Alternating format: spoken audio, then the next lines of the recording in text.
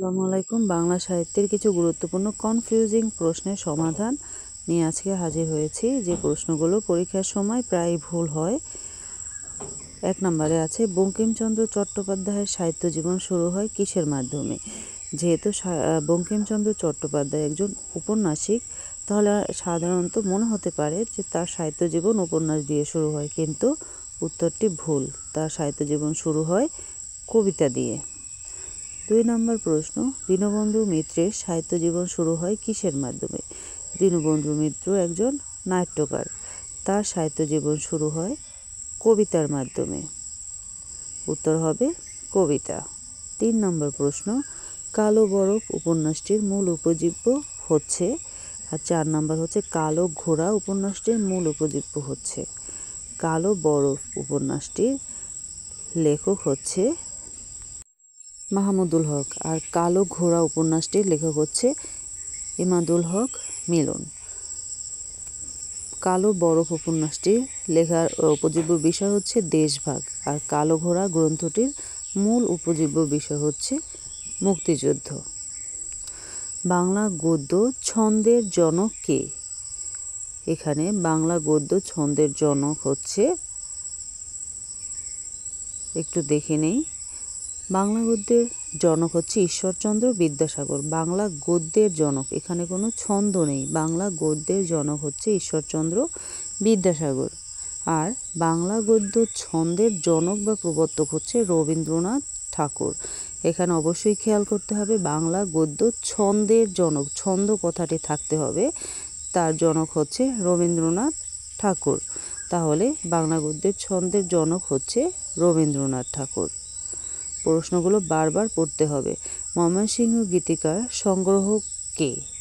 ময়মনসিংহ গীতিকার সংগ্রাহক হচ্ছে দীনেশচন্দ্র সেন? না, এই প্রশ্নের উত্তরটি ভুল হবে। ময়মনসিংহ গীতিকার সংগ্রাহক চন্দ্রকুমার দে, আর ময়মনসিংহ গীতিকার সম্পাদক হচ্ছে দীনেশচন্দ্র সেন। একজন হচ্ছে সংগ্রাহক আর একজন হচ্ছে সম্পাদক। একইভাবে পূর্ববঙ্গ গীতিকার সংগ্রাহক হচ্ছে চন্দ্রকুমার দে, পূর্ববঙ্গ গীতিকার সম্পাদক হচ্ছে দীনেশচন্দ্র সেন। তাহলে সংগ্রাহক হবে চন্দ্রকুমার দে, এটি হচ্ছে সঠিক উত্তর। 7 নম্বরে আছে, রাজবন্দির রোজ নামচা প্রবন্ধটির লেখককে? 8 নম্বরে রাজবন্দির জবানবন্দি প্রবন্ধটির লেখককে?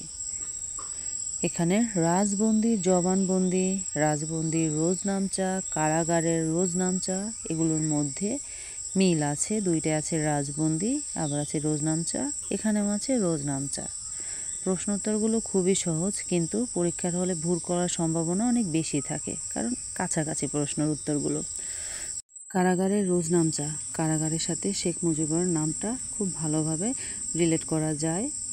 তারপরে আছে প্রথমটায় রাজবন্দির জবানবন্দি।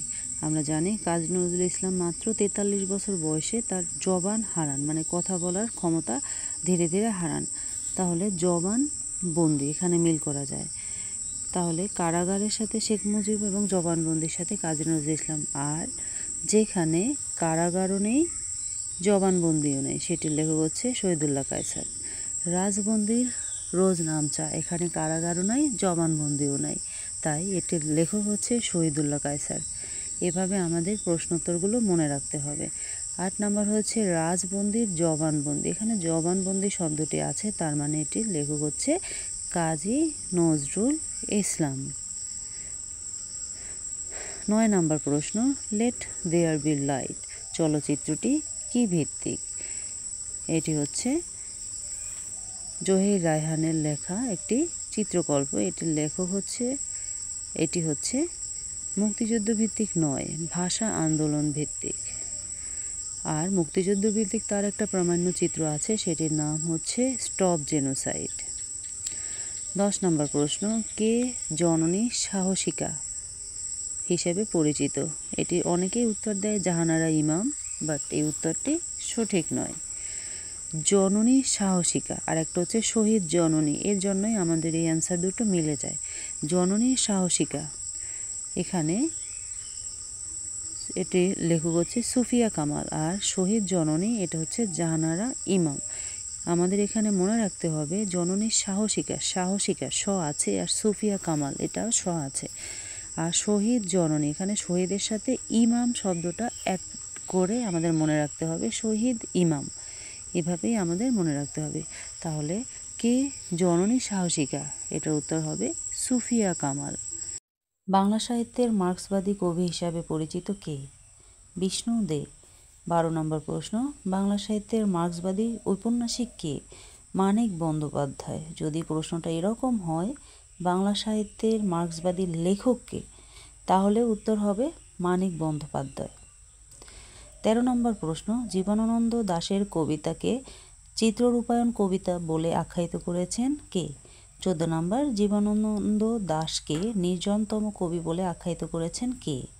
প্রথমেই আসি রবীন্দ্রনাথ ঠাকুর। বিরহীলালকে তিনি বলেছেন ভোরের পাখি। সত্যেন্দ্রনাথ দত্তকে ছন্দের জাদুকর উপাধি দিয়েছেন। রবীন্দ্রনাথ ঠাকুর সুনীতি কুমার চট্টোপাধ্যায়কে উপাধি দিয়েছেন ভাষাচার্য উপাধি। রবীন্দ্রনাথ ঠাকুর জীবনানন্দ দাশের কবিতাকে চিত্ররূপায়ণ কবিতা বলেছেন। জীবনানন্দ দাশের কবিতাকে, এখানে খেয়াল করতে হবে, চিত্ররূপায়ণ কবিতা বলেছেন। অন্যদিকে বুদ্ধদেব বসু জীবনানন্দ দাশকে নির্জনতম বা নির্জনতার কবি বলে আখ্যায়িত করেছেন। বুদ্ধদেব বসু জীবনানন্দ দাশকে বলেছেন নির্জনতম কবি, আর রবীন্দ্রনাথ ঠাকুর জীবনানন্দ দাশের কবিতাকে বলেছে চিত্ররূপায়ণ কবিতা। তাহলে আমরা প্রশ্নে চলে আসি। 13 নম্বর, জীবনানন্দ দাশের কবিতাকে চিত্ররূপায়ণ কবিতা বলে আখ্যায়িত করেছেন রবীন্দ্রনাথ ঠাকুর। আর 14 নম্বরে উত্তর হবে বুদ্ধদেব বসু। পূর্ববঙ্গ গীতিকার সংগ্রহক কে? এই প্রশ্নটি আগেও পড়েছি। ময়মনসিংহ গীতিকার সংগ্রহক হচ্ছে চন্দ্রকুমার দে। ময়মনসিংহ গীতিকার সম্পাদক হচ্ছে দীনেশচন্দ্র সেন। পূর্ববঙ্গ গীতিকার সংগ্রহক চন্দ্রকুমার দে আর সম্পাদক হচ্ছে দীনেশচন্দ্র সেন। তাহলে এখানে পূর্ববঙ্গ গীতিকার সংগ্রহক হবে চন্দ্রকুমার দে। কালকুট ছদ্মনামে কে পরিচিত? এটি খুবই কমন প্রশ্ন এবং প্রায় সবাই এটার উত্তর জানে, সমরেশ বসু। কিন্তু এই প্রশ্নটি ভুল করার সম্ভাবনা থাকে সমরেশ মজুমদারের সাথে মিলিয়ে, তাই এটি অ্যান্সার করার সময় অবশ্যই খেয়াল রাখতে হবে। উত্তর হবে সমরেশ বসু। তার আরও একটি ছদ্মনাম রয়েছে, সমরেশ বসুর আরও একটি ছদ্মনাম রয়েছে, সেটি হচ্ছে ভ্রমর। 17 নম্বর, 18 নম্বর, 19 নম্বর আর 20 নম্বর প্রশ্নটি পড়ার আগে এই স্লাইডটি দেখে নেই। বাংলা সাহিত্যের প্রথম নাটক হচ্ছে ভদ্রার্জুন। এটি লেখা হয়েছিল 1852 সালে, আর এই নাটকটি লিখেছে তারাচরণ শিকদার। এই নাটকটি একই সাথে কমেডি নাটক। ভদ্রার্জুন একটি কমেডি নাটক, কিন্তু যদি বলা হয় প্রশ্নের ক্ষেত্রে যে প্রথম সার্থক নাটক কোনটি, সেটি হবে শর্মিষ্ঠা, কারণ ভদ্রার্জুন সার্থক নাটক নয়। শর্মিষ্ঠা লিখেছেন মাইকেল মধুসূদন দত্ত। একইভাবে সার্থক কমেডি নাটক ভদ্রার্জুন হবে না, সার্থক কমেডি নাটক হবে পদ্মাবতী, যেটি লেখা হয়েছিল 1860 সালে। প্রথম ট্র্যাজেডি নাটক হচ্ছে কীর্তিবিলাস। এই কীর্তিবিলাস লিখেছেন যোগেন্দ্র চন্দ্রগুপ্ত, কিন্তু এই ট্র্যাজেডি নাটকটিও সার্থক ট্র্যাজেডি নাটক নয়। সার্থক ট্র্যাজেডি নাটক হচ্ছে কৃষ্ণকুমারী, যেটা লেখা হয়েছিল 1861 সালে। এটার লেখকও মাইকেল মধুসূদন দত্ত। তাহলে বাংলা সাহিত্যের প্রথম সার্থক নাটক হচ্ছে শর্মিষ্ঠা, সার্থক কমেডি নাটক হচ্ছে পদ্মাবতী, আর সার্থক ট্র্যাজেডি হচ্ছে কৃষ্ণকুমারী। তাহলে এবার প্রশ্নে ফিরে যাই। 17 নম্বর, বাংলা সাহিত্যের প্রথম নাটক কোনটি? প্রথম নাটক ভদ্রার্জুন। এখানে সার্থক বলেনি। বাংলা সাহিত্যের প্রথম সার্থক নাটক কোনটি?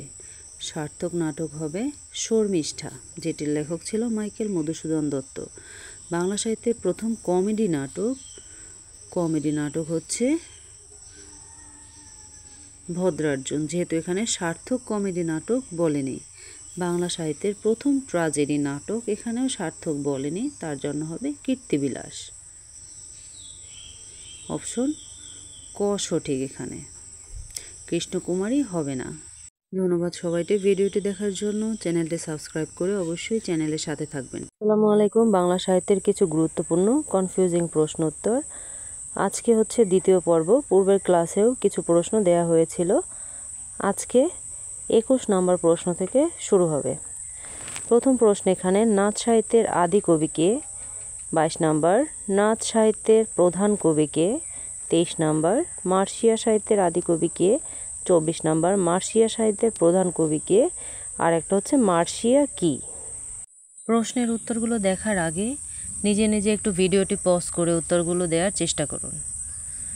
এখানে আছে নাচ সাহিত্যের আদি কবি এবং প্রধান কবি উভয়ে হচ্ছে শেখ ফয়জুল্লাহ। নাচ সাহিত্যের আদি কবি শেখ ফয়জুল্লাহ, প্রধান কবি শেখ ফয়জুল্লাহ। মার্সিয়া সাহিত্যের আদি কবি শেখ ফয়জুল্লাহ, কিন্তু মার্সিয়া সাহিত্যের প্রধান কবি হচ্ছে ফকির গরিবুল্লাহ। এখানেই ঝামেলাটা লাগে। এখানে খেয়াল করতে হবে শুধুমাত্র মার্সিয়া সাহিত্যের প্রধান কবি ফকির গরিবুল্লাহ। মার্সিয়া শব্দের অর্থ হচ্ছে শোকগীতি। আমরা এভাবে মনে রাখতে পারি, শোক সাধারণত গরিবেরই হয়, তাই এর প্রধান কবি ফকির গরিবুল্লাহ। অবশ্যই এটা শুধুমাত্র মনে রাখার জন্য। পুঁথি সাহিত্যের প্রাচীনতম, শ্রেষ্ঠতম ও সার্থক কবি হচ্ছে শেখ ফকির গরিবুল্লাহ। অবশ্যই এটি আমাদের মনে রাখতে হবে।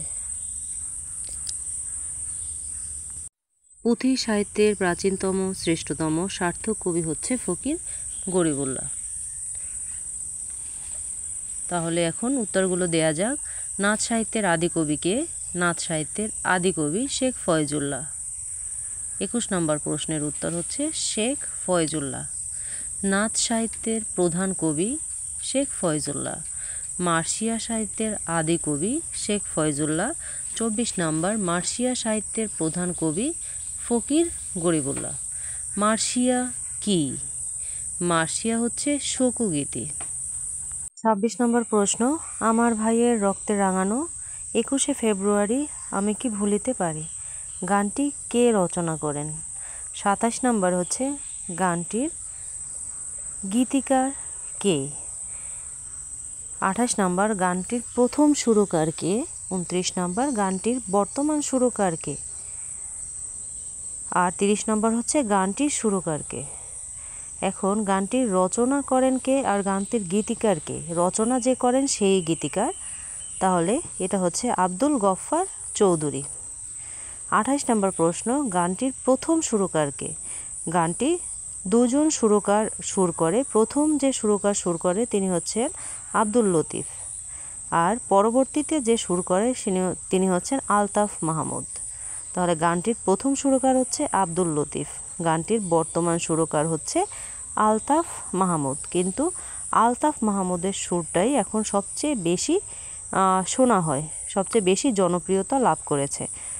আর 30 নম্বর প্রশ্ন হচ্ছে গানটির সুরকারকে? এখানে প্রথম সুরকার বা বর্তমান সুরকার এটি বলা হয়নি, তাই এটির সুরকার হবে, যেহেতু দুইজন, শুধুমাত্র যদি প্রশ্নে চায় গানটির সুরকারকে তাহলে হবে আলতাফ মাহমুদ, কারণ তার সুরটি সবচেয়ে বেশি জনপ্রিয়তা লাভ করেছে তাই। 31 নম্বর প্রশ্ন, রামায়ণের রচয়িতা কে? রামায়ণের রচয়িতা হচ্ছে ঋষি বাল্মীকি। 32 নম্বর, রামায়ণের রচয়িতা কে? একই প্রশ্ন, কিন্তু এখানে ঋষি বাল্মীকি অপশনটি নেই। তাহলে এখানে সঠিক উত্তর কি হবে? সঠিক উত্তর হবে দস্যু রত্নাকর। কারণ হচ্ছে ঋষি বাল্মীকি দস্যুগিরি করেই তার জীবিকা নির্বাহ করতেন, তখন তার নাম ছিল দস্যু রত্নাকর। কিন্তু হঠাৎ একদিন সে একজন ঋষির শরণাপন্ন হন এবং সে দস্যুবৃত্তি ছেড়ে দিয়ে ঋষি হয়ে যায় এবং অনেক দিন ধ্যানমগ্ন থাকার অবস্থায় তার চারপাশে উইপোকা বাসা বাঁধে।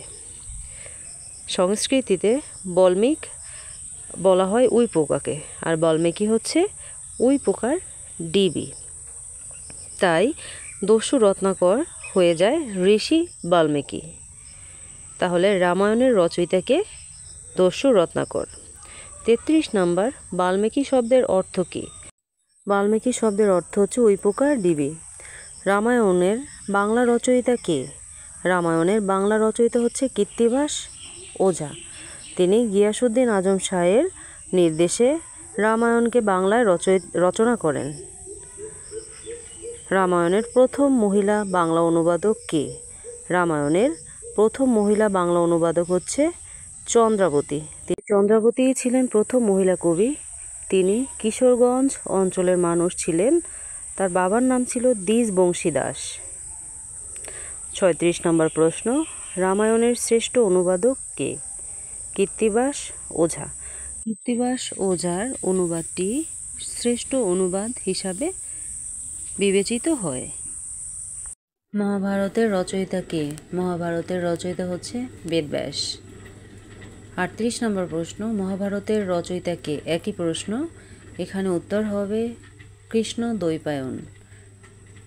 বেদব্যাসের মূল নামই হচ্ছে কৃষ্ণ দ্বৈপায়ন। তিনি বেদের ব্যাখ্যা করেছিলেন, তাই তার নাম হয় বেদব্যাস। 39 নম্বর প্রশ্ন, মহাভারত প্রথম বাংলায় অনুবাদ করেন কে? গোবিন্দ পরমেশ্বর। তার অনুবাদকৃত গ্রন্থের নাম পরাগলি মহাভারত। মহাভারতের শ্রেষ্ঠ অনুবাদক কে? প্রথম অনুবাদ করেন কবীন্দ্র পরমেশ্বর, কিন্তু শ্রেষ্ঠ অনুবাদক হচ্ছে কাশিরাম দাস। এছাড়া আরেকজন মহাভারতের অনুবাদক রয়েছে, তার নাম হচ্ছে শ্রীকর নন্দী। তার অনুবাদকৃত মহাভারতের নাম হচ্ছে ছুটিখানি মহাভারত। ধন্যবাদ সবাইকে ভিডিওটি দেখার জন্য। চ্যানেলটি সাবস্ক্রাইব করে অবশ্যই চ্যানেলের সাথে থাকবেন। আসসালামু আলাইকুম। বাংলা সাহিত্যের কিছু গুরুত্বপূর্ণ কনফিউজিং প্রশ্নের সমাধান নিয়ে আজকের আয়োজন পর্ব হচ্ছে 3, যে প্রশ্নগুলো ব্যাংক, বিসিএস ও নিবন্ধন সহ বিভিন্ন পরীক্ষায় আসে। প্রথম হচ্ছে এখানে 41 নম্বর প্রশ্ন, বাংলা সাহিত্যের প্রথম মৌলিক নাটক কোনটি? আমরা জানি তারাচরণ শিকদারের ভদ্রার্জুন, যেটি লেখা হয়েছিল 1852 সালে, সেটি হচ্ছে বাংলা সাহিত্যের প্রথম নাটক, কিন্তু এটি মৌলিক নাটক নয়, কারণ এই নাটকটির বিষয়বস্তু নেওয়া হয়েছিল মহাভারত থেকে। অন্যদিকে কুলীন প্রথার দোষ ত্রুটি নিয়ে রামনারায়ণ তর্করত্নের লেখা কুলীন কুল সর্বস্ব, এটি হচ্ছে একটি মৌলিক নাটক। এটি লেখা হয়েছিল 1854 সালে।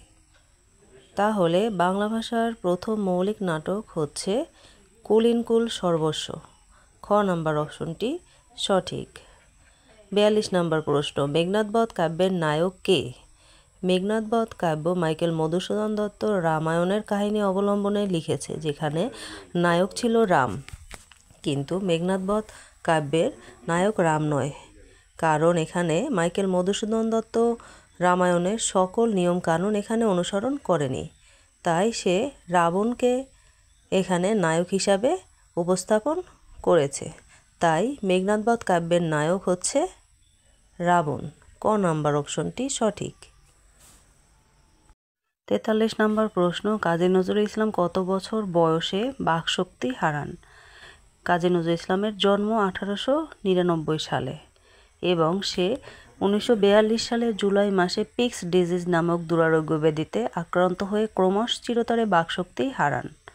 তাহলে তার জন্ম হচ্ছে 1899 সালে, সে বাকশক্তি হারান 1942 সালে। তাহলে উত্তর হবে 43 বছর বয়সে।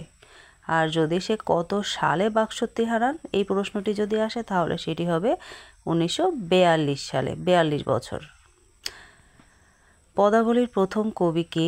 45 নাম্বার হচ্ছে পদাবলীর প্রথম বাঙালি কবিকে। বাংলা ভাষার বৈষ্ণব পদাবলীর আদি রচয়িতা কে?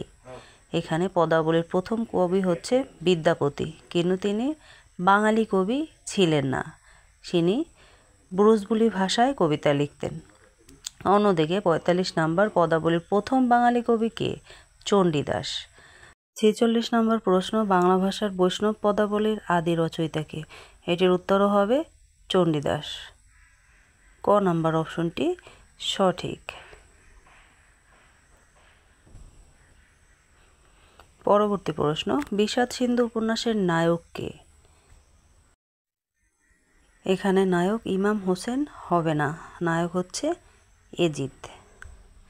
কারণ এজিদের কামনা বাসনা নিয়ে বিষাদ সিন্ধু উপন্যাসটি শুরু হয়েছিল এবং তার বিপর্যয়ের মধ্য দিয়ে বিষাদ সিন্ধু উপন্যাসের শেষ হয়েছিল। তাই এই উপন্যাসের নায়ক হচ্ছে এজিদ। 48 নম্বর প্রশ্ন, বাংলা সাহিত্যের শ্রেষ্ঠ কিশোর চরিত্রকে? শ্রীকান্ত হচ্ছে শরৎচন্দ্র চট্টোপাধ্যায়ের আত্মজীবনীমূলক গ্রন্থ। এটি হচ্ছে 4টি পার্ট রয়েছে। তার প্রথম অংশের নায়ক ছিল ইন্দ্রনাথ। ইন্দ্রনাথ ছিল একজন চটপটে প্রাণোচ্ছ্বাস কিশোর। তাই ইন্দ্রনাথই হচ্ছে বাংলা সাহিত্যের শ্রেষ্ঠ কিশোর চরিত্র এবং সেই চরিত্রটি হচ্ছে শ্রীকান্ত উপন্যাসের প্রথম অংশের। বাংলা সাহিত্যের প্রথম প্রহসন কোনটি? বাংলা সাহিত্যের প্রথম প্রহসন হচ্ছে একেই কি বলে সভ্যতা, এটি। আর এটি লিখেছে মাইকেল মধুসূদন দত্ত। বুড়ো শালিকের ঘাড়েরও, এটিও হচ্ছে মাইকেল মধুসূদনের একটি প্রহসন। 3 বন্ধু মিত্রের জামাই বাড়ি কি? জামাই বাড়ি হচ্ছে একটি প্রহসন। নাটক আর প্রহসনের মধ্যে পার্থক্য হচ্ছে প্রহসন হচ্ছে আকারে একটু ছোট হয় এবং হাস্যরসে পরিপূর্ণ থাকে। তাই 3 বন্ধু মিত্রের জামাই বাড়ি একটি প্রহসন। খ নাম্বার অপশনটি সঠিক। 51 নম্বর প্রশ্ন, কাজী নজরুল ইসলামের নিষিদ্ধ বা বাজেয়াপ্ত গ্রন্থের সংখ্যা কয়টি? 52 নম্বর, কাজী নজরুল ইসলামের প্রথম নিষিদ্ধ গ্রন্থ কোনটি? 53 নম্বর, কাজী নজরুল ইসলামের প্রথম নিষিদ্ধ কাব্যগ্রন্থ কোনটি? প্রশ্নগুলো কিন্তু কাছাকাছি, তাই এগুলো খেয়াল করে উত্তর দিতে হবে। তাহলে প্রশ্নের উত্তরগুলো দেওয়ার আগেই আমরা একটু বর্ণনা দেখে নিই।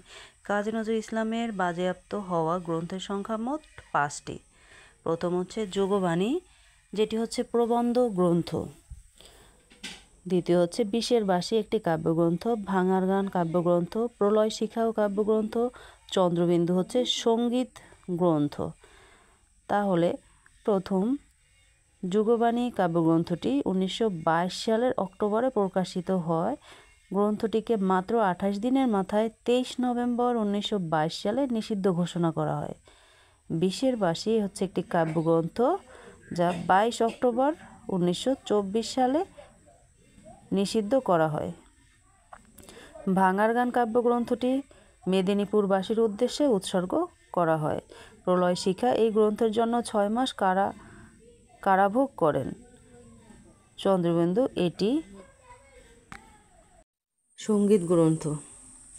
যোগবাণী 1922 সালের 26 অক্টোবর প্রকাশিত হওয়ায় গ্রন্থটিকে মাত্র 28 দিনের মাথায় 23 নভেম্বর 1922 সালে নিষিদ্ধ ঘোষণা করা হয়। বিষের বাসী কাব্যগ্রন্থটি 22 অক্টোবর 1924 সালে নিষিদ্ধ করা হয়। ভাঙার গান এটি মেদিনীপুরবাসীর উদ্দেশ্যে উৎসর্গ করা হয়। প্রলয় শিখা এটি গ্রন্থের জন্য 6 মাস কারাভোগ করেন। আর চন্দ্রবিন্দু সঙ্গীত গ্রন্থটি এটি একটি হাস্য ব্যঙ্গের নজরুল কাব্য হিসাবে পরিচিত। তাহলে যোগবাণী হচ্ছে প্রবন্ধ গ্রন্থ, বিষের বাসী, ভাঙার গান, প্রলয় শিখায় 3টি হচ্ছে কাব্যগ্রন্থ, আর চন্দ্রবন্ধু হচ্ছে সঙ্গীত গ্রন্থ। 51 নম্বর প্রশ্ন, কাজী নজরুল ইসলামের নিষিদ্ধ বা বাজেয়াপ্ত গ্রন্থের সংখ্যা কয়টি? 5টি। কাজী নজরুল ইসলামের প্রথম নিষিদ্ধ গ্রন্থ কোনটি? গ্রন্থ হচ্ছে যুগবাণী। 53 নম্বর, কাজী নজরুল ইসলামের প্রথম নিষিদ্ধ কাব্যগ্রন্থ কোনটি? কাব্যগ্রন্থ ছিল একটি বিষের বাসী। 54 নম্বর প্রশ্ন, কাজী নজরুল ইসলামের অগ্নিবীণা কাব্যগ্রন্থের কোন কবিতাটি নিষিদ্ধ হয়েছিল? নিষিদ্ধ হয়েছিল রক্তাম্বরধারিণী মা, এই কবিতাটি নিষিদ্ধ করা হয়েছিল। আর অগ্নিবীণা কাব্যগ্রন্থের প্রথম কবিতা হচ্ছে প্রয়োল্লাস।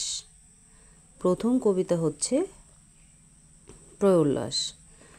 আর এই কাব্যগ্রন্থের অন্য একটি কবিতা হচ্ছে বিদ্রোহী। আর এই বিদ্রোহী কবিতাটির জন্য কাজী নজরুল ইসলাম বিদ্রোহী কবি হিসাবে পরিচিতি লাভ করেন। খ নম্বর, আনন্দময়ীর আগমনে এই কবিতাটি অগ্নিবীণা কাব্যগ্রন্থের অন্তর্ভুক্ত নয়। 55 নম্বর প্রশ্ন এবং শেষ প্রশ্ন, কোন কবিতা রচনার জন্য কাজী নজরুল ইসলামকে 1 বছর সশ্রম কারাভোগ করতে হয়? আনন্দময়ীর আগমনে। এই কবিতাটির জন্য কাজী নজরুল ইসলাম 1 বছর সশ্রম কারাদণ্ড ভোগ করে। তাহলে বন্ধুরা, এরকম গুরুত্বপূর্ণ প্রশ্ন পেতে চ্যানেলটি সাবস্ক্রাইব করে ধন্যবাদ সবাইকে অবশ্যই ভিডিওটি চ্যানেলের দেখার জন্য। সাথে চ্যানেলটি থাকবেন। সাবস্ক্রাইব করে অবশ্যই চ্যানেলের সাথে থাকবেন।